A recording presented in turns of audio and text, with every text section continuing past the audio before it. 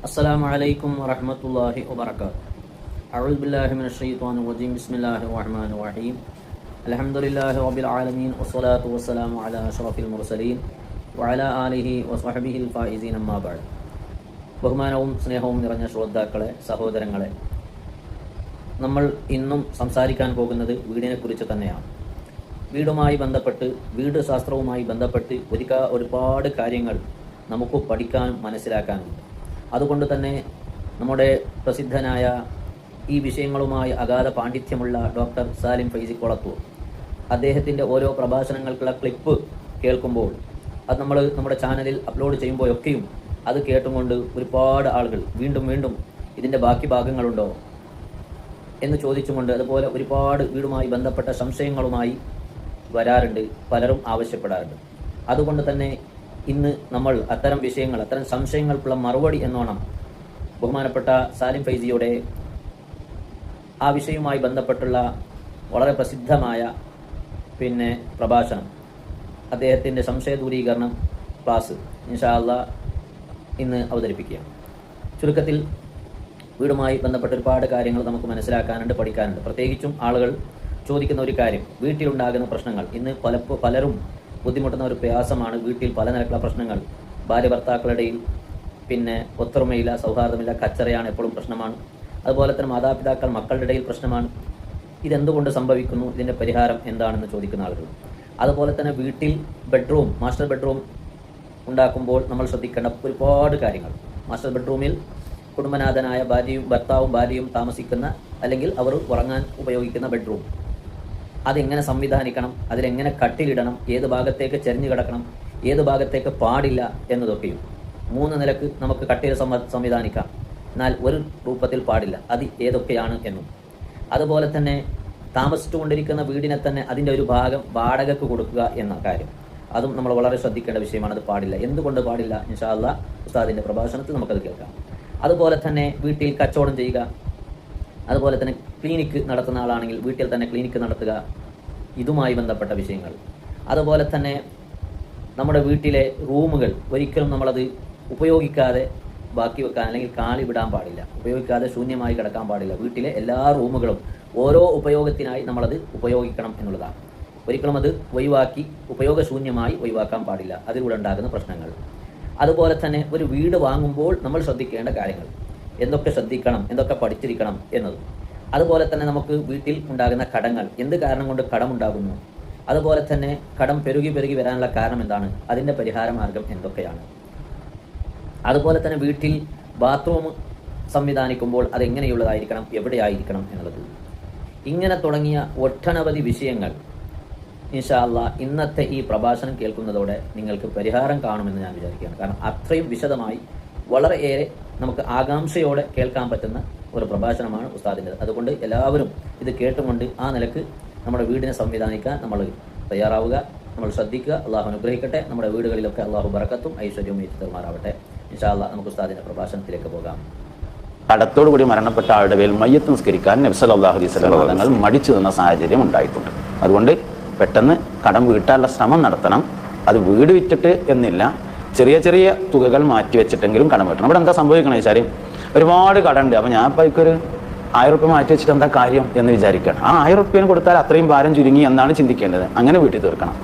ഇപ്പോൾ സൂറത്തുൽ വാഖിയ പാരായണം ചെയ്യാൻ പറഞ്ഞു, അതൊരു വലിയ പ്രതീക്ഷയുടെ വാക്കാണ്. പ്രത്യേകിച്ച് ഖുർആനിൻ്റെ ഒരു ആയത്ത് അല്ലെങ്കിൽ ഒരു സൂറത്ത് തന്നെ പാരായണം ചെയ്ത് അള്ളാഹുവിലേക്ക് തങ്ങളുടെ പ്രശ്നങ്ങളൊക്കെ സമർപ്പിക്കുമ്പോൾ മാനസികമായ ആദ്യ ആശ്വാസം കിട്ടുന്നു. അതോടൊപ്പം തന്നെ മാനസികമായൊരു സമാധാനം ഉണ്ടെങ്കിൽ പിന്നീട് നമ്മുടെ കടങ്ങളൊക്കെ പരിഹരിക്കാനുള്ള വഴികൾ തേടാൻ നമുക്ക് തോന്നും. ഈ ആ സൂറത്തുൽ വാഖിയയുടെ പാരായണം ചെയ്യേണ്ട സമയം, അതല്ലെങ്കിൽ ഈ വാക്യ പാരായണം ചെയ്തതിനു ശേഷം പ്രത്യേകമായ പ്രാർത്ഥന, അങ്ങനെ വല്ലതുണ്ട്? സൂറത്തുൽ വാഖിയ ഈ ഉദ്ദേശം വെച്ചുകൊണ്ട് പാരായണം ചെയ്താൽ മതി. പ്രത്യേകിച്ച് നീയത്തുകൾ, ഉദ്ദേശങ്ങൾ, ദുആകളൊന്നും ആവശ്യമില്ല. രാത്രിയിൽ ഓതലാണ് ഏറ്റവും നല്ലത്. മഗ്രിബിയുടെയും സുബ്ഹിയുടെയും ഇടയിൽ എപ്പോഴും ആകാവുന്നതാണ്. രാത്രി കഴിഞ്ഞില്ലെങ്കിൽ മാത്രം പകലോതാം. ഹദീസിൽ ഇങ്ങനെ തന്നെ പറഞ്ഞിട്ടുണ്ട്, മൻ ഖറഅ സൂറത്തുൽ വാഖിയ ഫീ കുല്ലി ലൈലത്തിൻ മർറ ലം യജിദുഹു ഫാഖത്തുൻ അബദ. ആരെങ്കിലും ഒരാൾ രാത്രിയിൽ സൂറത്തുൽ വാഖിയ ഒരു തവണ ഓതിയാൽ അവനൊരിക്കലും ദാരിദ്ര്യം വരില്ല എന്ന് പറഞ്ഞിട്ടുണ്ട്. ഇനിയിപ്പം ഇങ്ങനെയൊക്കെ ചെയ്യാം. അതോടൊപ്പം തന്നെ താങ്കൾ പറഞ്ഞ ചില വീടിൻ്റെ കുഴപ്പം കൊണ്ടും ഉണ്ടാകാമെന്ന് പറഞ്ഞു. സൂറത്തുൽ വാഖിയയൊക്കെ പാരായണം ചെയ്യാം. എന്നാലും ചില വീടുകൾ ചില വാസയോഗ്യമല്ലാത്ത സാഹചര്യങ്ങളൊക്കെ ഉണ്ടാകാറുണ്ട്. അപ്പോൾ അങ്ങനെ ഇനി വീട് വിറ്റ് മറ്റൊന്ന് വാങ്ങാം എന്നൊക്കെ ആലോചിക്കുമ്പോൾ, ഇനി ചെല്ലുന്നിടവും ഇഞ്ചമുള്ളിൽ നിന്ന് കൂവമുള്ളിലേക്ക് ചാടി എന്നൊക്കെ പറയുന്ന പോലത്തെ അവസ്ഥ. അപ്പോൾ അതെങ്ങനെയാണ് കണ്ടുപിടിക്കാൻ? ഇപ്പോൾ താങ്കളൊരു ഇസ്ലാമിക് സൈക്കോളജിയും അതോടൊപ്പം തന്നെ വാസ്തു സംബന്ധമായ കാര്യങ്ങളൊക്കെ കൈകാര്യം ചെയ്യുന്ന ഒരാൾ നിലക്ക് എന്താണ് തോന്നുന്നത്? ഇതിൽ സൂക്ഷിക്കേണ്ട ഒരു കാര്യം, നടന്ന അഭിപ്രായം ചോദിക്കുക എന്നുള്ളത് ഒഴിവാക്കണം. ഏറ്റവും വിശ്വാസപ്രദമായി തോന്നുന്ന ഒരാളോട് അഭിപ്രായം ചോദിക്കുകയും അയാളുടെ അഭിപ്രായത്തിനനുസരിച്ച് മുന്നോട്ട് പോവുകയും വേണം. പിന്നെ ഇത്തരം വിഷയങ്ങൾ 50% ക്ലിയർ ചെയ്യാനേ കഴിയുള്ളൂ എന്ന് ആദ്യമേ നമ്മൾ മനസ്സിലാക്കണം. 100% ക്ലിയർ ചെയ്യാൻ കഴിയുന്ന കാര്യങ്ങളല്ല ഇതൊന്നും. 50% ക്ലിയർ ആണോ, 100-ൽ 50 മാർക്ക് ഉണ്ടെങ്കിൽ ആ വീട്ടിൽ തന്നെ പിടിച്ചു നിൽക്കലാണ് ബുദ്ധി. എവിടെ ചെന്നാലും 50 മാർക്ക് തന്നെ ഉള്ളൂ. 100 മാർക്ക് ഇല്ല എന്ന് പറഞ്ഞുകൂടാ, അസംഭവ്യമൊന്നുമല്ല, പക്ഷെ 100 മാർക്ക് ഉണ്ടാവില്ല. 50 മാർക്കിനാണ് പരിശ്രമിക്കേണ്ടത്. അപ്പം 50 മാർക്ക് ഈ വീടിനുണ്ട് എന്ന് അത് സംബന്ധിച്ച് വിവരമുള്ള ഒരാൾ പറഞ്ഞാൽ ആ വീട്ടിൽ തന്നെ പിടിച്ചു നിൽക്കണം. പിന്നെ ഇങ്ങനെ അന്വേഷിച്ച് കാണുന്നവരോടൊക്കെ ചോദിച്ച് നടന്നാൽ അത് സംഗതി കൂടുതൽ പ്രശ്നത്തിലേക്ക് പോവുകയേ ചെയ്യുള്ളൂ. അപ്പോൾ ഒരാളുടെ അഭിപ്രായം ചോദിക്കുക, വിശ്വാസപ്രദമായ അയാളുടെ അഭിപ്രായം അനുസരിച്ച് മുന്നോട്ട് പോവുകയുമാണ് ആ കാര്യത്തിൽ ചെയ്യേണ്ടത്. ബെഡ്റൂം ആണല്ലോ വീടിൻ്റെ ഏറ്റവും പ്രധാനപ്പെട്ട സ്ഥലം എന്ന് പറയുന്നത്. അപ്പോൾ ബെഡ്റൂമിൽ പിന്നെ നേരത്തെ നമ്മൾ പറഞ്ഞിട്ടുണ്ട്, ബെഡ് ഇടേണ്ടത് ഒന്നുകിൽ തല കിഴക്കു ഭാഗത്തേക്കും കാല് പടിഞ്ഞാറ് ഭാഗത്തേക്കുമാക്കി കിടക്കാൻ കഴിയുന്ന തരത്തിൽ, അല്ലെങ്കിൽ തല വടക്കു ഭാഗത്തേക്കും കാല് തെക്കു ഭാഗത്തേക്കുമാക്കി ചെരിഞ്ഞു കിടക്കാൻ കഴിയുന്ന രൂപത്തിൽ. മൂന്നാമത്തേത് തല തെക്കു ഭാഗത്തേക്കും കാല് വടക്കു ഭാഗത്തേക്കുമാക്കി ചെരിഞ്ഞു കിടക്കാൻ കഴിയുന്ന തരത്തിൽ. ഒരു രൂപം മാത്രം പറ്റൂല, തല പടിഞ്ഞാറ് ഭാഗത്തേക്കും കാല് കിഴക്കോട്ടുമാക്കി കിടക്കുന്ന രീതി മാത്രം കിടപ്പിൽ പറ്റൂല. ബാക്കിയുള്ളതൊക്കെ പറ്റും. അപ്പോൾ ഈ ഒരു തരത്തിൽ കിടക്കാൻ കഴിയുന്ന തരത്തിലാണ് ബെഡ് സംവിധാനിക്കേണ്ടത്. പിന്നെ ഇതിലുള്ളത് ബാത്റൂമാണ്. ബാത്റൂം എപ്പോഴും ബെഡ്റൂമിൽ നിന്ന് തള്ളി നിൽക്കുന്ന രൂപത്തിലായിരിക്കണം, ബെഡ്റൂമിൻ്റെ അകത്ത് പെടുന്ന തരത്തിലല്ല. ഏറ്റവും പ്രധാനപ്പെട്ട ബെഡ്റൂം എന്ന് പറയുന്നത് തെക്ക് പടിഞ്ഞാറ് മൂലയിൽ വരുന്ന ബെഡ്റൂമാണ്. സാധാരണ നമ്മളതിന് മാസ്റ്റർ ബെഡ്റൂം എന്ന് പറയും. അപ്പോൾ മാസ്റ്റർ ബെഡ്റൂമിൻ്റെ അകത്ത് ഉൾപ്പെടാതെ അകത്തുനിന്ന് ഡോറ് കൊടുത്തിട്ട് ഒന്നുകിൽ തെക്ക് കിഴക്ക് ഭാഗത്തേക്കോ അല്ലെങ്കിൽ വടക്ക് പടിഞ്ഞാറ് ഭാഗത്തേക്കോ ബെഡ്റൂമിൽ നിന്ന് പുറത്തേക്ക് പ്രൊജക്റ്റ് ചെയ്യുന്ന, വീടിൻ്റെ 4 കെട്ടുകളുടെ പുറത്തേക്കല്ല ഞാൻ ഉദ്ദേശിച്ചത്, വീടിൻ്റെ അകത്തു തന്നെ ബെഡ്റൂമിൽ നിന്ന് പുറത്തേക്ക് തള്ളി നിൽക്കുന്ന തരത്തിൽ സംവിധാനിക്കാനാണ് ഏറ്റവും നല്ലത്. ബെഡ്റൂമിലോ ബാത്റൂമിലോ ആയി ഒരു നല്ല കണ്ണാടി സ്ഥാപിക്കൽ നല്ലതാണ്. പക്ഷെ ആ കണ്ണാടി രാത്രി ഉറങ്ങുന്ന സമയത്ത് നോട്ടം പറ്റാത്ത തരത്തിൽ, നോട്ടം തറക്കാത്ത തരത്തിൽ സ്ഥാപിക്കുന്നതാണ് നല്ലത്. അല്ലെങ്കിൽ അതിൻ്റെ മുകളിൽ ഒരു കർട്ടൻ തൂക്കി വെക്കാം. ഇസ്ലാമികമായ അധ്യാപനം അനുസരിച്ച് രാത്രി കണ്ണാടിയിൽ നോക്കുന്നതിന് മുഖംകോട്ട് രോഗം എന്ന രോഗം ഉണ്ടാവാൻ സാധ്യതയുണ്ട് എന്ന് പറയപ്പെട്ടിരിക്കുന്നു. മുഖംകോട്ട് രോഗം എന്ന് പഴയ ഭാഷയിൽ പറഞ്ഞിട്ടുള്ളത് ചെറിയൊക്കെ ഒരു ഭാഗത്ത് കോടി പോകുന്ന അസുഖമായിരിക്കാം എന്ന് ഞാൻ മനസ്സിലാക്കുന്നു. അപ്പോൾ രാത്രിയിൽ കണ്ണാടിയിൽ നോക്കുക എന്നത് നല്ല ഒരു സമീപനമല്ല, അത് ദാരിദ്ര്യം വരാൻ കാരണമാവുകയും ചെയ്യും എന്ന് കാണാം. അപ്പം ബെഡ്റൂമിലോ അല്ലെങ്കിൽ ബാത്റൂമിലോ ആയി ഒരു നല്ല കണ്ണാടി സ്ഥാപിക്കണം. അത് രാത്രി ഉറങ്ങാൻ കിടക്കുമ്പോൾ പെട്ടെന്ന് കാഴ്ച തട്ടാത്ത തരത്തിൽ സ്ഥാപിക്കലാണ് ഏറ്റവും നല്ലത്. ഡ്രസ്സുകൾ അടക്കി വെക്കാനും അത്യാവശ്യ ഫയലുകൾ സൂക്ഷിക്കാനും ആവശ്യമായ ഒരു അലമാര സ്ഥാപിക്കുന്നത് നല്ലതാണ്. ബെഡ്റൂമിൻ്റെ കിഴക്കേ ചുമരിലോ അല്ലെങ്കിൽ ബെഡ്റൂമിൻ്റെ വടക്ക് ഭാഗത്തേക്കുള്ള ചുമരിലോ ആണ് അലമാര സ്ഥാപിക്കേണ്ടത്. ചുമരിൽ തന്നെ ഉൾപ്പെടുത്താം, അല്ലെങ്കിൽ ചുമരിൻ്റെ പുറത്ത് വെക്കുകയും ചെയ്യാം. വാതിലുകൾക്ക് തടസ്സമല്ലാത്ത തരത്തിൽ അത് സംവിധാനിക്കണം. ബെഡ്റൂമിൻ്റെ അകത്ത് നിന്ന് പടിഞ്ഞാറ് വശത്തേക്ക് വിശാലമായ ഒരു ജനൽ ഉണ്ടായിരിക്കുന്നതും ആ ജനലിൻ്റെ മുകളിലെ ഭാഗം പകൽ സമയം മുഴുവനായും തുറന്നിടുന്നതും നല്ലതാണ്. ഇത്രയൊക്കെയാണ് ബെഡ്റൂമിലെ ഫർണിച്ചറുകൾ എന്ന നിലയിൽ ശ്രദ്ധിക്കേണ്ടത്. ബെഡ്റൂമിൽ നമ്മൾ എപ്പോഴും ചെയ്യുമ്പോൾ എന്താ വെച്ചാൽ, മിക്കവാറും ഈ മാസ്റ്റർ ബെഡ്റൂം എന്നൊക്കെ പറഞ്ഞത് പ്രസവിച്ചിടക്കാനൊക്കെ ഉപയോഗപ്പെടുത്തുന്ന റൂമാണ്.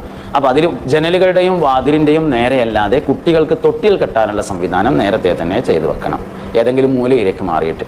ബെഡ്റൂമിൻ്റെ തെക്ക് പടിഞ്ഞാറ് മൂലയാണ് തൊട്ടിൽ കെട്ടുന്നതിന് ഏറ്റവും അനുയോജ്യമായ ഒന്നാമത്തെ സ്ഥലം. അല്ലെങ്കിൽ തെക്ക് കിഴക്ക് മൂലയിൽ കെട്ടാവുന്നതാണ്, അതുമല്ലെങ്കിൽ വടക്ക് പടിഞ്ഞാറ് മൂലയിലും കെട്ടാവുന്നതാണ്. അപ്പോൾ ഇങ്ങനെയൊക്കെയുള്ള കാര്യങ്ങളാണ് ഒരു ബെഡ്റൂം സംവിധാനിക്കുമ്പോൾ ശ്രദ്ധിക്കാനുള്ളത്. ഡൈനിങ് ഹാള്, അതാണ് പിന്നെ ചോദിച്ചൊരു കാര്യം. ഡൈനിങ് ഹാൾ എന്ന് പറഞ്ഞത് സാധ്യമാവുമെങ്കിൽ ഡൈനിങ് ഹാൾ 2 പാർട്ടീഷൻ, 2 ഇനമാക്കി തിരിച്ചാൽ നന്നാവും. ഒന്ന് വീട്ടുകാർ മാത്രമാകുമ്പോൾ ഭക്ഷണം കഴിക്കാനും, ഒന്ന് ഗസ്റ്റുകൾ വരുമ്പോൾ ഭക്ഷണം കഴിക്കാനും. ഗസ്റ്റുകൾക്ക് പരമാവധി പ്രവേശനം നൽകാവുന്ന ഒരു ഏരിയ വീടിനുണ്ടായിരിക്കുകയും ഡൈനിങ് ഹാൾ അതിൻ്റെ ഉള്ളിൽ ഉൾപ്പെടുത്തുകയും ചെയ്യലാണ് ഏറ്റവും നല്ലത്. ഡൈനിങ് ഹാളിന് പെയിൻ്റ് അടിക്കുന്നതിൻ്റെ രീതിയെക്കുറിച്ചൊക്കെ നമ്മൾ നേരത്തെ പറഞ്ഞിട്ടുണ്ടായിരുന്നു. ഡൈനിങ് ഹാളിൽ കൈ കഴുകാൻ വെക്കുന്ന വാഷ് ബേസിൻ്റെ മുകളിലായി ഒരു കണ്ണാടി സ്ഥാപിക്കുന്നത് നല്ലതാണ്. കൈ കഴുകിയതിന് ശേഷം ആളുകൾ കാണാൻ പറ്റാത്ത വല്ല വൃത്തികേടുകളും അവശേഷിക്കുന്നുണ്ടോ എന്ന് നോക്കുന്നതിന് വേണ്ടിയാണത്. ഡൈനിങ് ഹാളിൽ പഴങ്ങളുടെ ചിത്രങ്ങൾ വരച്ചു വെക്കുന്നതും വേണ്ടിയാണത്. ഡൈനിങ് ഹാളിൽ പഴങ്ങളുടെ ചിത്രങ്ങൾ വരച്ചു വെക്കുന്നതും നല്ലതാണ്. ഇപ്പോൾ വീട്ടിൽ ബുദ്ധിമുട്ടുണ്ടാകുമ്പോൾ അല്ലെങ്കിൽ പ്രശ്നങ്ങളുണ്ടാകുമ്പോൾ പരക്കെ അന്വേഷിച്ച് കാണുന്നവരോടൊക്കെ പറഞ്ഞിട്ട് പരിഹാരം തേടിയിരുന്നു. പക്ഷേ ഈ രംഗത്ത് കഴിവും അറിവുമുള്ള ഒരു തച്ചുശാസ്ത്ര വിദഗ്ധനെ കണ്ടിട്ട് ചോദിക്കുമ്പോൾ അത് അതിനകത്ത് മതമല്ല, ആ രംഗത്ത് വിദഗ്ധനാണ് എന്ന് തോന്നുന്ന ഒരാളെ കണ്ടിട്ട് ചോദിക്കുമ്പോൾ അദ്ദേഹം പറയുകയാണ്, നിങ്ങളുടെ വീടിൻ്റെ ഈ ഭാഗത്ത് ചെറിയൊരു കല്ലുകൊണ്ട് ഇങ്ങനെ മറച്ച് കെട്ടിയാൽ അല്ലെങ്കിൽ ഇന്നൊരു ഭാഗത്ത് ചെറിയൊരു പോർഷന് മാറ്റം വരുത്തിയാൽ അതിനകത്ത് ഈ പ്രശ്നങ്ങളൊക്കെ പരിഹരിക്കപ്പെടുമെന്ന് പറഞ്ഞാൽ അത് അംഗീകരിക്കാൻ കഴിയുമോ? തീർച്ചയായും ഇസ്ലാമികമായ ഒരു രീതിയിൽ നമ്മൾ പറയുമ്പോൾ 2 കാര്യമാണ് മതം നിരോധിച്ചിട്ടുള്ളത്. ഒന്ന് ഷിർക്ക്, മറ്റൊന്ന് കുഫ്ർ. അള്ളാഹുവിൽ പങ്കു ചേർക്കലും അള്ളാഹുവിനെ നിഷേധിക്കലും. ഈ രണ്ട് കാര്യമാണ് ഇസ്ലാം തീർത്തും പറ്റൂല എന്ന് പറഞ്ഞിട്ടുള്ളത്. ഇത് രണ്ടും കടന്നു വരാത്ത ഏത് വിഷയമാണെങ്കിലും അത് സംബന്ധിച്ച് അറിവുള്ള ആളുകളോട് അഭിപ്രായം ചോദിക്കാവുന്നതാണ്. ഉദാഹരണമായിട്ട് നമ്മളെ മൊബൈൽ കേടുവന്നാൽ അത് നന്നാക്കാൻ അറിയുന്ന ആയിരത്തും കൊടുത്തുകൊണ്ട് നന്നാക്കാവുന്നതാണ്. എന്നതുപോലെ വീട് നിർമ്മിക്കുമ്പോൾ അത് സംബന്ധിച്ച് അറിവുള്ള ആരോടും അഭിപ്രായം ചോദിക്കുന്നതിന് ഇസ്ലാമിക ദൃഷ്ട്യാ ഒരു വിരോധവുമില്ല. പറഞ്ഞു കൊടുത്തുള്ളൊരു സംഭവം എന്താണെന്ന് വെച്ചാൽ, പിന്നെ ഈ വീട് നിർമ്മാണവുമായി ബന്ധപ്പെട്ട കാര്യങ്ങൾ അറിയുന്ന ആളുകളെ വാസ്തുശാസ്ത്രം അറിയുന്ന ആളുകൾ എന്നാണ് പറയാം. തച്ചുശാസ്ത്രം എന്ന് പറഞ്ഞത് അല്പം കൂടി വിശാലാണ്. അത് ആശാരിമാരുടെ കണക്കാണ്. അതായത് മുകളിലെ നിർമ്മാണ രീതികൾ, കൂട്ട് വള എന്നൊക്കെ പറഞ്ഞിട്ടുള്ള അതിനാണ് തച്ചുശാസ്ത്രം എന്ന് പറഞ്ഞത്. അടിയിലെ നിർമ്മാണ പ്രവർത്തനങ്ങൾ വാസ്തുശാസ്ത്രം എന്നതൊക്കെയാണ് അറിയപ്പെടുന്നത്. നിർമ്മാണ ശാസ്ത്രം എന്നർത്ഥത്തിൽ ഉള്ളതാണ് അതാണ് അതിൻ്റെ പഴയ ഒരു പേരാണ് വാസ്തുശാസ്ത്രം. വാസ്തു എന്ന് പറഞ്ഞാൽ വസ്തുവാണ്, സ്ഥലം. വസ്തു ഇൽക്കാണ്ട് എന്നൊക്കെ സ്ഥലമാണ് അതുകൊണ്ട് ഉദ്ദേശിച്ചത്. അപ്പോൾ നമ്മൾ നേരത്തെ സംസാരത്തിൽ തന്നെ വീട്ടിലെ പ്രശ്നങ്ങൾ മാറുന്നതിന് വീട് വിൽപ്പന ഒരു പരിഹാരമല്ല എന്നെല്ലാം പറഞ്ഞാൽ പോലും നമുക്കൊരു ചോദ്യം വന്നിട്ടുള്ളത്, എന്നും വഴക്കും പ്രശ്നങ്ങളുമാണ്, പരിഹാരത്തിന് പല ആളുകളും ഈ വീടൊന്ന് മാറിക്കഴിഞ്ഞാൽ നന്നാകുമെന്ന് പറയുന്നു. അങ്ങനെയാണെങ്കിൽ അതിനോട് താങ്കൾ യോജിക്കുന്നുണ്ടോ എന്നാണ്. ഈ പിന്നെ വിഷയങ്ങളെ ഒന്നുകൂടി ആഴത്തിൽ അപഗ്രഥിക്കേണ്ടതുണ്ട്. മിക്കവാറും ഇത്തരം പ്രശ്നക്കാരൻ ഒരിക്കലും പ്രശ്നം എൻ്റേതാണ് എന്ന് പറയാറില്ല. ഇത്തരം ചോദ്യങ്ങൾ ഉന്നയിക്കുന്ന ആളുകൾ അവരുടെ നിലപാടുകളെക്കുറിച്ച് ഒന്നുകൂടി ആത്മവിചിന്തനം നടത്തേണ്ടതുണ്ട്. ഈ പ്രശ്നം പറയുന്ന ആളുകൾ തന്നെയായിരിക്കും മിക്കവാറും പ്രശ്നക്കാർ. ഞാൻ കുറ്റപ്പെടുത്താൻ വേണ്ടി പറഞ്ഞതല്ല, ആരാണ് ആ ചോദ്യം ചോദിച്ചിട്ടുള്ളതെങ്കിലും അയാളെക്കുറിച്ച് തന്നെ ഒന്നുകൂടി പഠിക്കേണ്ടതുണ്ട്. എൻ്റെ അടുക്കലാണ് പ്രശ്നം എന്ന് സമ്മതിക്കാൻ ഞാൻ ഒരിക്കലും തയ്യാറല്ല. പക്ഷേ എൻ്റെ അടുക്കൽ പ്രശ്നമുണ്ടോ എന്ന് ചിന്തിക്കാൻ തയ്യാറാവുന്നത് വരെ ആ പ്രശ്നം ഒട്ടും പരിഹരിക്കപ്പെടുകയില്ല. അപ്പോൾ അത്തരം വിഷയങ്ങളിലൊന്നും വീടായിക്കൊള്ളണമെന്നില്ല അതിൻ്റെ പ്രശ്നം. വീട്ടുകാരൻ്റെ സമീപനമായിരിക്കും അതിൻ്റെ പ്രശ്നം. അത് തീരാതെ ഈ വീട് വിറ്റ് വേറൊന്നൊക്കെ മാറിയിട്ടും അത് വിറ്റ് പിന്നെ വേറൊന്നൊക്കെ മാറിയിട്ടും ഒന്നും കാര്യമില്ല. അതുകൊണ്ട് വീടായിരിക്കൂല ആ വിഷയത്തിലെ പ്രശ്നം, വീട്ടുകാരനോ വീട്ടുകാരിയോ ആയിരിക്കും. അതാണ് പരീക്ഷിക്കേണ്ടത്, അതാണ് ശ്രദ്ധിക്കേണ്ടത്. നമുക്ക് ഇതൊരു ശരിക്കും ഇതിലൊരു വലിയ മാനസിക തലമുണ്ട്. നമ്മളൊരു ഹോട്ടലിൽ ഭക്ഷണം കഴിക്കാൻ കയറി, നമ്മുടെ മനസ്സ് ആ ഹോട്ടലിനോട് ഒരിക്കലും തൃപ്തിപ്പെടുന്നില്ലെങ്കിൽ ഭക്ഷണം കഴിക്കാൻ പാടില്ല. അവിടുന്ന് ഭക്ഷണം കഴിച്ചാൽ ആ ഭക്ഷണം അവന് വിലങ്ങിൽ കുത്തും എന്ന് പറഞ്ഞാൽ വറ്റ് വിലങ്ങി കുത്തുക എന്ന് പറയും പോലെ അത് ഗ്യാസ് കയറിയിട്ടോ കൂടി ആകെ സ്വീപ്പാവും. അപ്പം മനസ്സംതൃപ്തി ഇല്ലാത്ത ഭക്ഷണം കഴിക്കാൻ പാടില്ല, മനസ്സംതൃപ്തി ഇല്ലാത്ത സ്ഥലത്ത് കിടന്നുറങ്ങാൻ പാടില്ല, മനസ്സംതൃപ്തി ഇല്ലാത്ത സ്ഥലത്ത് വീട് വെക്കാൻ പാടില്ല, അങ്ങനത്തെ വീട്ടിൽ താമസിക്കാൻ പാടില്ല. ഇതൊക്കെ ഒരു പൊതുവായ നിയമങ്ങളാണ്. എനിക്ക് ഏറ്റവും അനുയോജ്യമായത് ഏതാണ് എന്ന് എൻ്റെ മനസ്സു തന്നെ എന്നോട് പറയുമെന്നതാണ്. ഇതിനാണ് നമ്മൾ മനപ്പൊരുത്തം എന്ന് പറയുന്നത്. അപ്പോൾ ഒരാൾക്കൊരു വീട്ടിൽ താമസിക്കാൻ മനപ്പൊരുത്തമില്ലെങ്കിൽ അവിടെ പിന്നെ ഒന്നും ആലോചിക്കാനില്ല, അത് വിറ്റിങ്ങാണ്ട് മനപ്പൊരുത്തുള്ള മറ്റൊരു വീട്ടിലേക്ക് മാറൽ തന്നെയാണ് നല്ലത്. അതിൽ തർക്കമൊന്നുമില്ല. ഇത് പിന്നെ എനർജിയുമായി ബന്ധപ്പെട്ട ഒരു വിഷയമാണ് ഇതിൽ യഥാർത്ഥത്തിലുള്ളത്. ഒരാൾ തൻ്റെ വീടിൻ്റെ ഒരു ഭാഗത്ത് കച്ചവടം ചെയ്യാൻ പാടില്ല എന്നോ, അല്ലെങ്കിൽ അതിൻ്റെ മുകൾ ഭാഗം വാടക കൊടുക്കാൻ പാടില്ല എന്നോ, അങ്ങനെ അല്ലെങ്കിൽ വീട്ടിലെ ഏതെങ്കിലും ഒരു ഭാഗത്ത് ഒരാൾക്ക് ഭക്ഷണം ഉണ്ടാക്കാൻ വേണ്ടി അനുവദിച്ചു കൊടുക്കാൻ പാടില്ല എന്നോ അങ്ങനത്തെ നിയമങ്ങളൊന്നുമില്ല. അതേ സമയത്ത് സ്വന്തമായി വീടുള്ള ഒരാളുടെ എനർജിയും സ്വന്തമായി വീടില്ലാതെ വാടകയ്ക്ക് താമസിക്കുന്ന ഒരാളുടെ എനർജിയും വ്യത്യസ്തമായിരിക്കും. എനർജി കൂടിയ ഒരാൾ എനർജി കുറഞ്ഞ ഒരാളെ വീട്ടിലേക്ക് കൊണ്ടുവരുമ്പോൾ അയാളുടെ എനർജി കുറവ് കൊണ്ട് സംഭവിക്കുന്ന എന്തെല്ലാം ബുദ്ധിമുട്ടുകളുണ്ടോ അത് ഇയാളെയും ബാധിക്കും. ഉദാഹരണമായിട്ട് നമ്മൾ ഡോക്ടർമാരെ കുറിച്ചൊക്കെ പറയുമ്പോൾ പറയാറുണ്ട്, വീട്ടിൽ വെച്ചുള്ള കൺസൾട്ടേഷൻ നല്ലതല്ല. എന്താ കാരണം? രോഗികൾ ഫുൾ എനർജി ആയിട്ട് വരുന്നില്ല, അവർ എനർജി ലൂസുള്ള ആളുകളാണ്. സ്ഥിരമായി നമ്മുടെ വീട്ടിലേക്ക് കയറി വന്നാൽ നമുക്കും അത് കാരണം നമ്മുടെ ഭാര്യ മക്കൾക്കും എനർജി കുറവ് സംഭവിക്കും, എനർജി ലൂസ് സംഭവിക്കും. ഇത് തന്നെയാണ് വീടിൻ്റെ മുകൾ ഭാഗം വാടക കൊടുത്താലും വീടിൻ്റെ ഒരു പോർഷൻ കച്ചവട സ്ഥാപനമാക്കി മാറ്റിയാലും എല്ലാം. ഒരുപാട് ആളുകൾ വന്നു പോകുന്നു. വിരുന്നാണെങ്കിൽ കുഴപ്പമില്ല, വിരുന്നുകാർ പോസിറ്റീവ് എനർജി ആയിട്ടാണ് വരിക. പ്രശ്നം പറയാൻ വരുന്നവർ നെഗറ്റീവ് എനർജിയുമായിട്ടാണ് വരുന്നത്. അപ്പം വീട്ടിലേക്ക് വിരുന്നുകാർക്ക് പ്രവേശനം കൊടുക്കാം എന്നതൊഴിച്ച് ഇതെന്ന് മാത്രമല്ല, ഇപ്പോൾ കൗൺസിലിംഗ് സെൻറ്റർ നടത്തുകയാണെങ്കിൽ വീട്ടിൽ നടത്തൽ നല്ലതല്ല, വേറെ സ്ഥലമാണ് അതിന് നല്ലത്. നമ്മൾ കച്ചവട സ്ഥാപനം തുടങ്ങുകയാണെങ്കിൽ വീടിനോട് അറ്റാച്ച് ചെയ്ത് കണ്ട് ഒരു പീഡിയ റൂം ഉണ്ടാക്കിയിട്ട് അവിടെ കച്ചവടം ചെയ്യുന്നത് നല്ല. പക്ഷെ അത് പറ്റൂല എന്നല്ല പറയണത്, നല്ലതല്ല. വീടായിട്ട് തന്നെ ഒഴിഞ്ഞു നിൽക്കലാണ് എപ്പോഴും നല്ലത്. വീടുകളെ നമുക്ക് മൂന്നായി വിഭജിക്കാൻ കഴിയും. ഒന്നാമത്തേത് ആവശ്യത്തിനനുസരിച്ചുള്ള വീട്, രണ്ടാമത്തേതും നിലവാരത്തിനനുസരിച്ചുള്ള വീട്, മൂന്നാമത്തേത് ആർഭാടമായ വീട്. ആവശ്യത്തിനനുസരിച്ചുള്ള വീട് എന്ന് പറഞ്ഞാൽ ഓരോ ആളുകളുടെയും ആവശ്യമനുസരിച്ചായിരിക്കാം വീട്ടിലെ അംഗങ്ങൾ, വീട്ടിൽ വരാവുന്ന വിരുന്നുകാർ, ഇതെല്ലാം പരിഗണിച്ചുകൊണ്ടുള്ള ഒരു വീട് ഒരാൾ ഉണ്ടാക്കിയാൽ അത് ആവശ്യമാണ്. ഈ ആവശ്യം എന്ന് പറയുമ്പോൾ തന്നെ എല്ലാ കാലത്തും ഒരുപോലെയല്ല, കാലഘട്ടത്തിനനുസരിച്ച് വ്യത്യാസപ്പെടും. അതനുസരിച്ചുള്ള വീടുണ്ടാക്കാം. രണ്ടാമത്തേത് നിലവാരത്തിനനുസരിച്ചുള്ള വീടാണ്. എല്ലാവരുടെയും നിലവാരം ഒന്നല്ല, അതുകൊണ്ട് എല്ലാവരും ഒരേ നിലവാരത്തിലുള്ള വീട്ടിൽ താമസിക്കണം എന്ന് പറയുന്നില്ല. ഓരോ ആളുകളുടെയും നിലവാരം വ്യത്യസ്തമാണ്, ആ നിലവാരത്തിനനുസരിച്ചുള്ള വീടാവാം. മൂന്നാമത്തേത് ആർഭാടമായ വീട്. ഇതാണ് നിരുത്സാഹപ്പെടുത്തപ്പെട്ടിട്ടുള്ളത്. അവൻ്റെ ആവശ്യത്തിനനുസരിച്ചുള്ളതല്ല, അവൻ്റെ നിലവാരത്തിനനുസരിച്ചുള്ളതല്ല, മറ്റുള്ളവരെ കാണിക്കാനും അവൻ്റെ വീടിനേക്കാൾ വലുതായിരിക്കാനും വേണ്ടി മാത്രമായി ഒരാൾ ഉണ്ടാക്കുന്ന വീടുകൾക്കാണ് ആർഭാടമായ വീട് എന്ന് പറയുന്നത്. നമ്മുടെ വീടിൻ്റെ എല്ലാ ഭാഗവും ഏതെങ്കിലും തരത്തിൽ ഉപയോഗിച്ചിരിക്കണം. ഒഴിഞ്ഞു കിടക്കുന്ന മുഴുവൻ വസ്തുക്കളെയും പിശാച് ഉപയോഗപ്പെടുത്തുമെന്നാണ്. ഒഴിഞ്ഞു കിടക്കുന്ന മൂലകൾ, ഒഴിഞ്ഞു കിടക്കുന്ന വഴികൾ, ഒഴിഞ്ഞു കിടക്കുന്ന പ്രദേശങ്ങൾ, ഒഴിഞ്ഞു കിടക്കുന്ന വീടുകൾ, അത് നമുക്കിങ്ങനെ ആലോചിച്ചാൽ തന്നെ മനസ്സിലാവും ഒഴിഞ്ഞു കിടക്കുന്ന സ്ഥലം ആരാണ് ഉപയോഗപ്പെടുത്തുന്നത്. എല്ലാ ഒഴിഞ്ഞു കിടക്കുന്നതും പിശാച് ഉപയോഗപ്പെടുത്തും. അതുകൊണ്ട് തന്നെ വലിയ വീടുണ്ടാക്കിയാൽ എല്ലാ റൂമുകളും എല്ലാ സ്ഥലങ്ങളും ഏതെങ്കിലും ഒരു തലത്തിൽ അല്ലെങ്കിൽ മറ്റൊരു തലത്തിൽ ഉപയോഗിച്ചിരിക്കണം. ഒന്ന് ഡ്രസ്സ് അലക്കാൻ വേണ്ടി പറ്റും, ഒന്ന് അലക്കിയ ഡ്രസ്സ് വെക്കാൻ വേണ്ടി പറ്റും, ഒന്ന് ഉറങ്ങാൻ വേണ്ടി പറ്റും, ഒന്ന് കുട്ടികൾക്ക് വായിക്കാൻ വേണ്ടി ഇരിക്കാം, ഒന്ന് നിസ്കരിക്കാനാക്കാം. എല്ലാ സ്ഥലങ്ങളും ഉപയോഗിച്ചിരിക്കണം. സ്ഥിരമായി ഉപയോഗിക്കണം എന്നില്ല, ഉപയോഗിക്കുന്നതായിരിക്കണം. നമ്മൾ ആഭരണങ്ങളെക്കുറിച്ച് പറയും പോലെയാണ്, സ്ഥിരമായി ഉപയോഗിക്കുന്നതാണ് എന്നില്ല, ഉപയോഗിക്കുന്നതായിരിക്കണം. എന്നതുപോലെ വീടിലും എല്ലാ റൂമുകളും ഉപയോഗിക്കണം. അതുണ്ടാക്കി അന്നണ്ട് പൂട്ടിട്ടതാണ്, പിന്നെ തുറന്നു നോക്കിയിട്ടില്ല എന്നുള്ളൊരവസ്ഥ ഉണ്ടാകരുത്.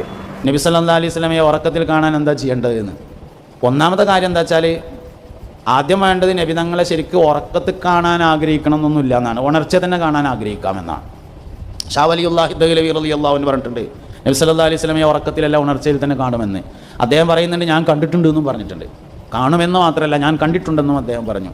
അപ്പോൾ അതുകൊണ്ട് നബി സല്ലല്ലാഹു അലൈഹി വസല്ലമയെ റിഫായിയത്തിൽ ഒരു ദിക്റുണ്ട്, അല്ലാഹുമ്മ ഇന്നാ നതവസ്സലു ബി മുഹമ്മദിൻ അബ്ദുല്ലാഹി സല്ലല്ലാഹു അലൈഹി വസല്ലം അന്തജ്മാ ബൈനി വബൈന സയ്യിദിനാ മുഹമ്മദിൻ അബ്ദുല്ലാഹി സല്ലല്ലാഹു അലൈഹി വസല്ലമ ഫിദ്ദുന്യാ ഖബലൽ ആഖിറ എന്ന് റിഫായിയത്തിലുള്ളൊരു ദിക്റാണ്.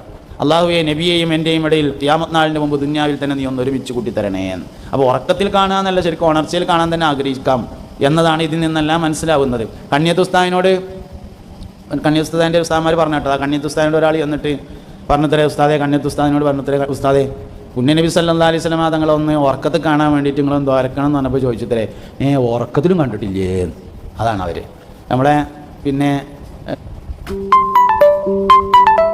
അൻവരിയ അറബി കോളേജിൻ്റെ പ്രിൻസിപ്പളായിരുന്ന ബഹുമാനപ്പെട്ട കുഞ്ഞാണി ഉസ്താദ് വഫാത്തായിട്ട് അദ്ദേഹത്തിൻ്റെ ഡയറി എഴുത്തുകൾ വാട്സപ്പിലൊക്കെ സോഷ്യൽ മീഡിയയിലൊക്കെ വന്നിരുന്നു. അപ്പോൾ അതിലിങ്ങനെ ഡേറ്റും സമയമൊക്കെ എഴുതിയിട്ട് നബിതങ്ങൾ ആദ്യമായി കണ്ടത്, അപ്പോൾ സംസാരിച്ചത്, പിന്നെ കുറച്ച് പേജിൽ മറിച്ച് നോക്കിയാൽ മുത്തുനബിനെ സല്ലല്ലാഹു അലൈഹി വസല്ലമയെ രണ്ടാമത് കണ്ടത്, പിന്നെ കുറേ പേജോട് മറിച്ചാൽ നബിതങ്ങളെ മൂന്നാമത് കണ്ടത്.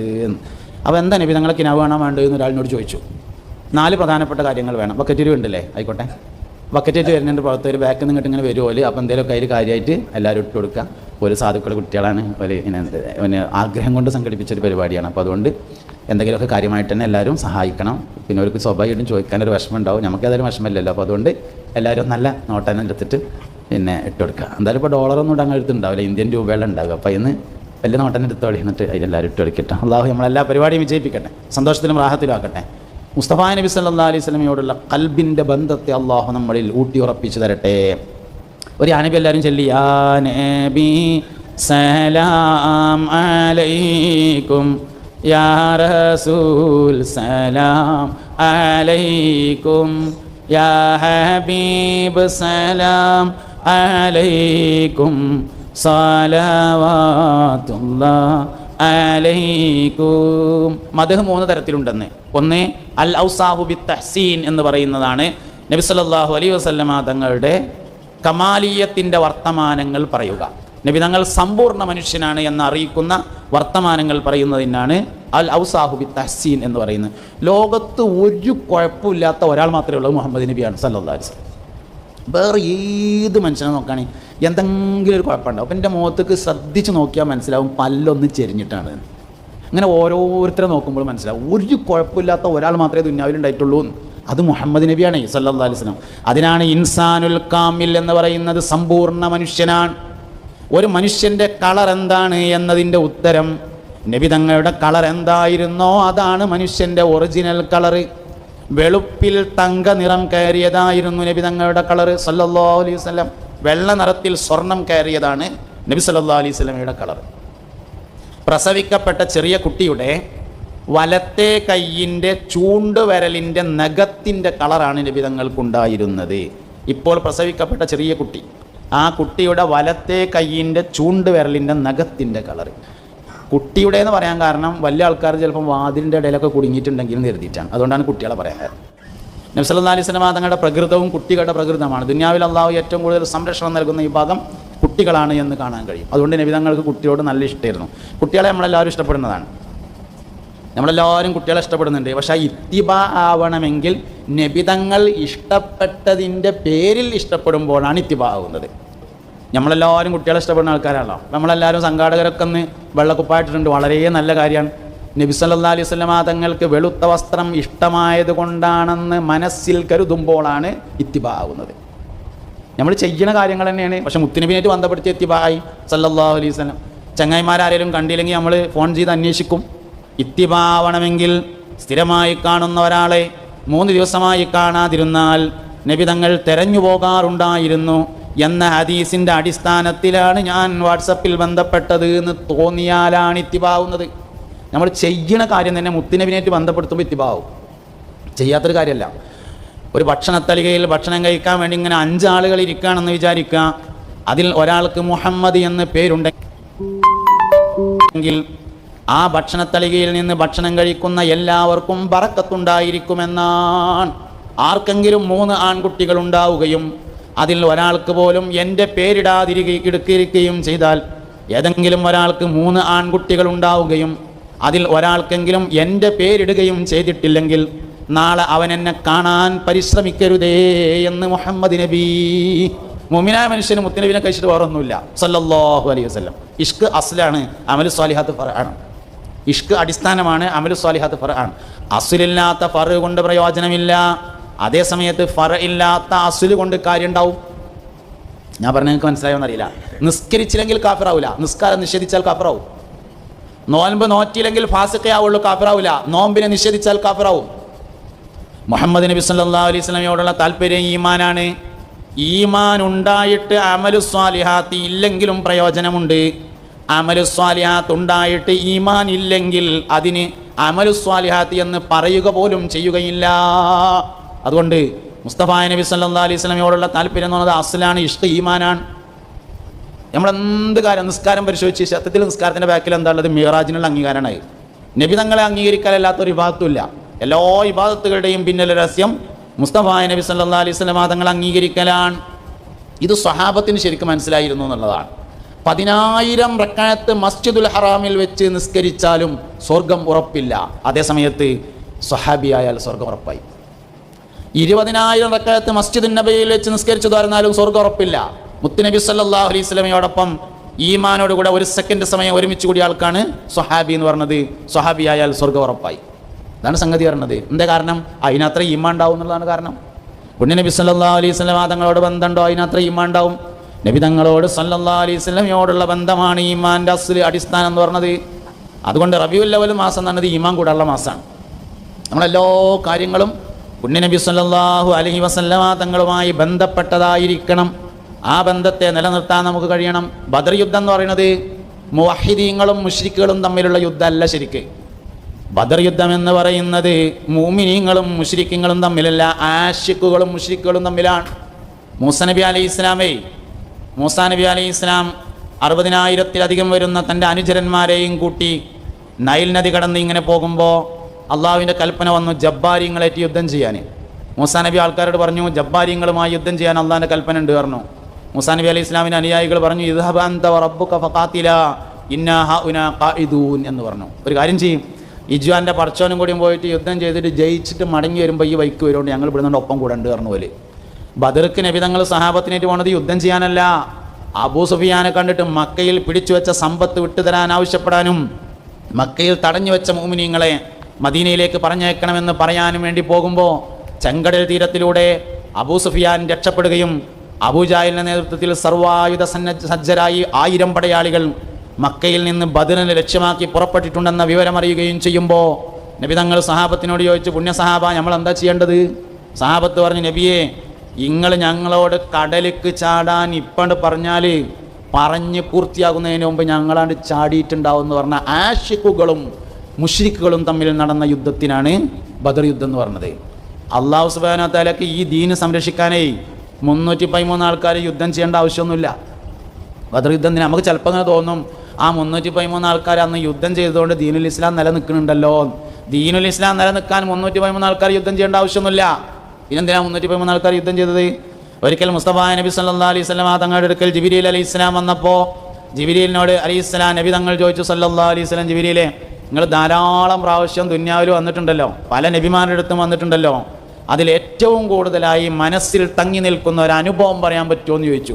ജിബ്രീൽ അലൈഹി ഇസ്ലാം പറഞ്ഞു, എൻ്റെ ജീവിതത്തിലെ ഏറ്റവും വലിയൊരു അനുഭവം എന്ന് പറഞ്ഞത് ലൂത്ത് നബി അലൈഹി ഇസ്ലാമിൻ്റെ സമൂഹത്തെ നശിപ്പിക്കാൻ വേണ്ടി വന്നതാണ് എന്ന് പറഞ്ഞു. എന്നിട്ട് എന്തുണ്ടായി എന്ന് ചോദിച്ചു. ജിബ്രീൽ അലൈഹി ഇസ്ലാം പറഞ്ഞു, ഞാനും 2 മലക്കുകളും മനുഷ്യരൂപത്തിൽ സയ്യിദുനാ ഇബ്രാഹിം നബി അലൈഹി ഇസ്ലാമിൻ്റെ അടുക്കൽ വന്നു. ഇബ്രാഹിം നബിൻ്റെ കാലത്താണ് ലൂത്ത് നബിയും സ്വാലിഹ് നബിയൊക്കെ ഉണ്ടാകുന്നത്. മുഹമ്മദ് നബിയുടെ കാലത്ത് മാത്രമേ വേറെ നബിമാരില്ലാത്തുള്ളൂ. ബാക്കിയുള്ള എല്ലാ നബിമാരുടെ കാലത്തും വേറെ നബിമാരുണ്ട് സല്ലല്ലാഹു അലൈഹി വസല്ലം. അതുകൊണ്ട് ഇബ്രാഹിം നബി അലൈഹി ഇസ്ലാമിൻ്റെ കാലത്താണ് സ്വാലിഹ് നബി ഉള്ളത്, ലൂത്ത് നബി ഉള്ളത്. ഇബ്രാഹിം നബി അലൈഹി ഇസ്ലാം ഉലുൽ അസ്മിൽ പെട്ട വലിയ പ്രവാചകനാണ്. ലൂത്ത് നബി അലൈഹി ഇസ്ലാം സ്വാലിഹ് നബി അലൈഹി ഇസ്ലാമൊക്കെ അതിൻ്റെ കീഴിൽ എന്ന് പറയാൻ കഴിയൂല, എന്നാൽ അവർ ഉലുൽ അസ്മി എന്ന ഉന്നത സ്ഥാനീയരല്ല. അപ്പം അതുകൊണ്ട് ലൂത്ത് നബി അലൈഹി ഇസ്ലാമിൻ്റെ സമൂഹത്തെ നശിപ്പിക്കാൻ വേണ്ടി വരുമ്പോൾ ജിബ്രീൽ അലൈഹി ഇസ്ലാമും അനുയായികളും മനുഷ്യരൂപത്തിൽ ഇബ്രാഹിം നബി അലൈഹി ഇസ്ലാമിൻ്റെ അടുത്തേക്ക് വന്നു. വിരുന്നേര് വരികയാണെന്ന് തോന്നിയിട്ട് ഇബ്രാഹിം നബി അലൈഹി ഇസ്ലാം വേഗം ഒരു മൂരിക്കുട്ടിനെ അർത്ഥങ്ങാണ്ട് ബിരിയാണി ഉണ്ടാക്കി. അന്ന് ബിരിയാണി ഉണ്ടായിരുന്നൊന്നും ചോദിക്കരുത്, കഥയിൽ ചോദ്യമില്ല എന്നാണ്. ഏതായാലും അന്നത്തെ ഏറ്റവും നല്ലൊരു ഭക്ഷണം ഉണ്ടാക്കി. ഭക്ഷണമൊക്കെ ഉണ്ടാക്കി കഴിഞ്ഞതിന് ശേഷം പറഞ്ഞു, എന്നാൽ കയ്യേക്കൊള്ളി നീച്ചോളി തിന്നാൻ നീക്കി പറഞ്ഞപ്പോൾ ഞങ്ങൾ പറഞ്ഞു, ഞങ്ങളങ്ങനെ തിന്നുന്ന സൈസൊന്നുമല്ല, ഞങ്ങൾ മരക്കളാണ് പറഞ്ഞു. അപ്പോൾ ഇബ്രാഹിം നബി അലൈഹി ഇസ്ലാം ചോദിച്ചു, പിന്നെ എന്തിനാ നിങ്ങൾ പോകുന്നതെന്ന് ചോദിച്ചു. ഞങ്ങൾ നിങ്ങളൊരു സന്തോഷം പറയാൻ വേണ്ടി വന്നാണ് പറഞ്ഞു. എന്താ സന്തോഷം എന്ന് ചോദിച്ചു. നിങ്ങളെ ഭാര്യയായ സാറക്ക് ഒരു കുട്ടി ഉണ്ടാവും എന്ന് പറഞ്ഞു. സാറാ ബീവി പ്രായമായിരുന്നു. ഇബ്രാഹിം നബി അലൈഹി ഇസ്ലാമിൻ്റെ ആദ്യത്തെ ഭാര്യയുള്ള സാറാ ബീവി, രണ്ടാമത്തെ ഭാര്യയാണ് ഹാജറ ബീവി. ഹാജറ ബീവിയിലാണ് ആദ്യം കുട്ടി ഉണ്ടായിരുന്നത്. സാറാ ബീവിക്ക് മക്കളുണ്ടായിരുന്നില്ല, പ്രായമായിരുന്നു. ഇബ്രാഹിം നബിക്കും പ്രായമായിട്ടുണ്ട്. നിങ്ങൾക്ക് സാറാ ബീവിയിൽ ഒരു കുട്ടി ഉണ്ടാവും എന്നുള്ള വിവരം പറയാനാണ് ഞങ്ങൾ വന്നത് പറഞ്ഞു. അപ്പോൾ വാതിലിൻ്റെ അപ്പുറത്ത് കർട്ടൻ്റെ മറവിൽ സാറാ ബീവി നിൽക്കുന്നുണ്ടായിരുന്നു. ഈ വർത്താനം കേട്ടിട്ട് 31 ചിരിച്ചു. ചിരിച്ചപ്പോൾ മെൻസസ് രക്തം രണ്ടാമത് സ്റ്റാർട്ട് ചെയ്തു. പിന്നെ കുട്ടി ഉണ്ടായി. പിന്നെ പ്രസവിച്ചതാണ് ഇസ്ഹാഖ് നബി അലൈഹി ഇസ്ലാം. 13 വർഷത്തെ വ്യത്യാസമാണ് ഇസ്മായിൽ അലൈഹി ഇസ്ലാമും ഇസ്ഹാഖ് നബി അലൈഹി ഇസ്ലാമും. ഇസ്മായിൽ നബി അലൈഹി ഇസ്ലാം ഹാജറ ബീവിക്ക് ഉണ്ടായിട്ട് 13 വർഷം കഴിഞ്ഞിട്ടാണ് ഈ സംഭവം ഉണ്ടാകുന്നത്. സാറാ ബീവി റളിയല്ലാഹു അൻഹക്ക് ഇസ്ഹാഖ് നബി അലൈഹി ഇസ്ലാം എന്ന കുട്ടി ഉണ്ടാകുന്നത്. അങ്ങനെ അത് കഴിഞ്ഞതിന് ശേഷം പിന്നെ നിങ്ങൾ എന്തേ പോകുന്നത് ചോദിച്ചു. അതിൽ പറഞ്ഞു, ഞങ്ങൾ ഇബ്രാഹിം നബി അലൈഹി ഇസ്ലാമിൻ്റെ സമൂഹത്തെ നശിപ്പിക്കാൻ വേണ്ടി പോവുകയാണ് പറഞ്ഞപ്പോൾ, അല്ല ഞങ്ങൾ ലൂത്ത് നബി അലൈഹി ഇസ്ലാമിൻ്റെ സമൂഹത്തെ നശിപ്പിക്കാൻ പോവുകയാണ് പറഞ്ഞപ്പോൾ ഇബ്രാഹിം നബി അലൈഹി ഇസ്ലാം പറഞ്ഞു, നിങ്ങൾ ഒരിക്കലും ചെയ്യരുത്, ഞങ്ങൾക്ക് എന്തുവാണെങ്കിലും ചെയ്തു തരാം, വേണമെങ്കിൽ എൻ്റെ പെൺകുട്ടികളൊക്കെ നിങ്ങൾക്ക് കല്യാണം കഴിച്ചാൽ എന്തുവാണെങ്കിലും ചെയ്തു തരാം. ആ സമയത്ത് ഞങ്ങൾ പറഞ്ഞു, ഞങ്ങളങ്ങനെ നിങ്ങളോട് സമ്മതം ചോദിക്കാൻ വേണ്ടി വന്നതൊന്നുമല്ല, വിവരം പറയാൻ വേണ്ടി വന്നതാണ് കാരണം. അതിന് പ്രധാനപ്പെട്ട സംഗതി നടക്കുമ്പോൾ എല്ലാവരോടും സമ്മതം ചോദിച്ചില്ലെങ്കിൽ ഒരു വിവരം പറയണമല്ലോ. അപ്പോൾ അതിൻ്റെ പേരിൽ ഞങ്ങളൊന്ന് വിവരം പറയാൻ വേണ്ടി വന്നതാണ് എന്ന് പറഞ്ഞു. അങ്ങനെ ഞങ്ങൾ അവിടെ നിന്ന് പോയി കണ്ടാണ് നശിപ്പിച്ചു എന്ന് പറഞ്ഞപ്പോൾ നബി തങ്ങൾ ചോദിച്ചു സല്ലല്ലാഹു അലൈഹി വസല്ലം, എങ്ങനെ ഞങ്ങളത് നശിപ്പിച്ചത് അതൊന്നും പറയുമെന്ന് പറഞ്ഞു. അപ്പോൾ ജിബ്രീൽ അലൈഹി സ്വലാം പറഞ്ഞു, അത് കാര്യമായിട്ടൊന്നുമില്ല, ഞാൻ എൻ്റെ ചിറകിൻ്റെ തലപ്പോണ്ട് ഒന്നിങ്ങനെ കോരിങ്ങാണ്ട് ഇങ്ങനെ മറിച്ചതാണ് എന്ന് പറഞ്ഞ ലൂത്ത് നബിയുടെ നാട് 6000 ചതുരശ്ര കിലോമീറ്റർ വിസ്തൃതിയുള്ളതാണ്. അങ്ങനത്തെ 40,000 ചിറക് ജിബ്രീലിനുണ്ട് എന്നാണ്. അമ്മാതിരി 5000 മലക്കുകൾ ബദറിൽ വന്നിട്ടുണ്ട്. 313 ആൾക്കാർ യുദ്ധം ചെയ്തതുകൊണ്ടൊന്നല്ല ദീൻ നിലനിന്നത്. പിന്നെന്തിനാ ബദർ യുദ്ധം? ആശിഖീങ്ങൾക്കുള്ള അവസരമാണ് ബദർ യുദ്ധം. ലോകത്ത് ഇസ്ലാം ദീൻ ആർക്കെല്ലാം അവസരം കൊടുക്കുന്നുണ്ടോ ആശിഖുകൾക്ക് മാത്രമേ അവസരം കൊടുത്തിട്ടുള്ളൂ. എല്ലാ അവസരങ്ങളെയും പരിശോധിച്ചോളി, ആശിഖുകൾക്ക് മാത്രമാണ് അവസരം നൽകിയിട്ടുള്ളത്. ആശിഖീങ്ങളായ 313 ആൾക്കാർക്ക് അള്ളാഹു അവസരം കൊടുത്തതായിരുന്നു ബദർ യുദ്ധം. ഈ ഉമ്മത്തിൻ്റെ ഏറ്റവും വലിയ വിജയം എന്ന് പറയുന്നത് ഇഷ്കാണ്. ഉമ്മത്തിൻ്റെ ഏറ്റവും വലിയ വിജയം ഇഷ്കാണ്. ഉമ്മത്തിൻ്റെ എല്ലാ സഹായവും ഇഷ്കാണല്ലോ. നമ്മളെന്തെങ്കിലുമൊക്കെ ഒരു പ്രതിസന്ധി ഉണ്ടായിട്ട് കുടുങ്ങിയാൽ, എന്തെങ്കിലും വലിയൊരു കാര്യമായൊരു പ്രശ്നമൊക്കെ ഉണ്ടായി ഒറ്റടങ്ങാറായ എന്താ കാട്ടുക? മൈക്കോണാക്കിയാണ്ട് ബാങ്ക് കൊടുക്കും. ബാങ്ക് ഇഷ്കിൻ്റെ പ്രഖ്യാപനമാണ്. അഷ്ഹദു അല്ലാ ഇലാഹ ഇല്ലല്ലാഹയുടെ പ്രഖ്യാപനമല്ല ബാങ്ക്, ഇഷ്കിൻ്റെ പ്രഖ്യാപനമാണ്. നിസ്കാരം നൂഹ് നബിക്ക് ഉണ്ടായിട്ടുണ്ട്, പക്ഷേ നൂഹ് നബിക്ക് ബാങ്കില്ല. നിസ്കാരം മൂസാ നബിക്ക് ഉണ്ടായിട്ടുണ്ട് അലൈഹിസ്സലാം, മൂസാ നബിക്ക് ബാങ്കില്ല. നിസ്കാരം ഇബ്രാഹിം നബി അലൈഹി ഇസ്ലാമിന് ഉണ്ടായിട്ടുണ്ട്, ഇബ്രാഹിം നബി അലൈഹി ഇസ്ലാമിന് ബാങ്കുണ്ടായിട്ടില്ല. ബാങ്ക് അമ്മക്ക് മാത്രമേ ഉള്ളൂ. എന്താ കാര്യം? അഷ്ഹദു അല്ലാ ഇലാഹ ഇല്ലല്ലാഹയുടെ പ്രഖ്യാപനമാണെങ്കിൽ മൂസാ നബിക്കും ബാങ്ക് വേണ്ടേ? മൂസാ നബിക്കുണ്ടല്ലോ അഷ്ഹദു അല്ലാ ഇലാഹ ഇല്ലല്ലാഹ്. അഷ്ഹദു അന്ന മുഹമ്മദർ റസൂലുള്ളാഹ് എന്നതിൻ്റെ പ്രഖ്യാപനമാണ് ബാങ്ക്. റസൂലുള്ളാഹി എന്നുള്ളതിൻ്റെ അതാണ് ബിലാൽ റളിയല്ലാഹു അൻഹുവിന് ബാങ്ക് കൊടുക്കാൻ കഴിയാതായത്. അഷ്ഹദു അല്ലാ ഇലാഹ ഇല്ലല്ലാഹ് പറയാൻ കഴിയാത്തതുകൊണ്ടല്ല. ബിലാൽ റളിയല്ലാഹു അൻഹു തങ്ങൾ പറഞ്ഞല്ലോ, ബിലാൽ റളിയല്ലാഹു അൻഹു ലോകത്ത് വിപ്ലവം സൃഷ്ടിച്ചത് 2 അടിമകളാണ്. ലോകത്ത് വിപ്ലവം സൃഷ്ടിച്ച 2 അടിമകളാണ്. ഒന്നൊരു വെളുത്ത അടിമയും ഒന്നൊരു കറുത്ത അടിമയും. കറുത്ത അടിമയാണ് സയ്യിദുനാ ബിലാലുൽ മുഅദ്ദിൻ റളിയല്ലാഹു അൻഹു. വെളുത്ത അടിമയാണ് സയ്യിദുനാ സൽമാനുൽ ഫാരിസി റളിയല്ലാഹു അൻഹു.